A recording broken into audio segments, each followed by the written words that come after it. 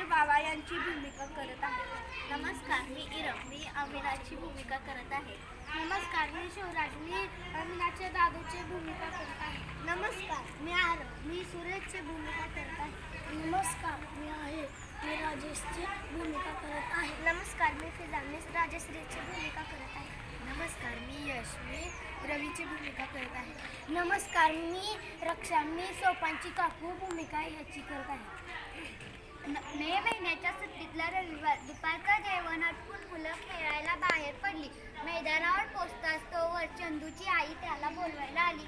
अरे ऊन बिन काय लागतंय का नाही? संध्याकाळचं खेळाची, आता चल घरी.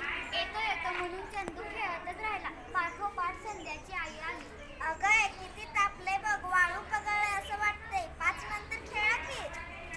ती ओरडून गेली. मुलं पुन्हा लंबी खेळू लागली. थोड्या वेळात त्यांचे बाबा आले आणि म्हणाले, अरे मुलांनो, संध्याकाळचं खेळा की. आता कुणाच्या तरी घरी खेळा. फक्त थोड्या वेळ असं म्हणत हितेश लंबी घालू लागला. तो 4 पावलं पुढे गेला असेल की इतक्यात आमिनाचे दादू म्हणजे आजोबा बोलवायला आले. वैतागून आमिना म्हणाली, काय हो दादू, कोणीच मोठी माणसं खेळू देत नाही. घरी चल करतात. अशी कशी एकसारखी वागतात ती? बरोबर आहे बेटा, आपल्याला काळजी वाटते तुमची, म्हणून कुठेही गेला तरी कळसाला पाणी दिलंच असतं. शाळेत खेळाच्या स्पर्धा सुरू होत्या. बाईंनी नेहमीप्रमाणे वर्गातल्या सगळ्या मुलांना भाग घ्यायला लावला होता. शर्यत सुरू झाली. उत्तम चित्र काढणारा सुरेश मैदानी खेळाबाबत अशी म्हणून प्रसिद्ध होता. साहजिक तो सगळ्यांच्या शेवटी आला. धापा टाकत तो मुलांच्या घोक्यात शिरला आणि म्हणाला, अरे माझा पहिला नंबर आला असता, पण आपल्या मैदानावर लाल माती आहे.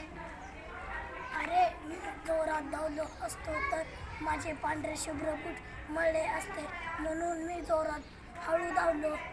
वा, याला म्हणतात नाचता येणं अंगणाकडे. घोळक्यातली राजश्री पटकन म्हणाली. रवी सकाळी लवकर उठून सोपांच्या घरी गेला.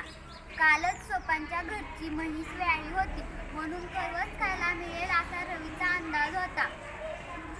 सोपान आणि त्याची चुलत भावंड नाश्ता करत होती.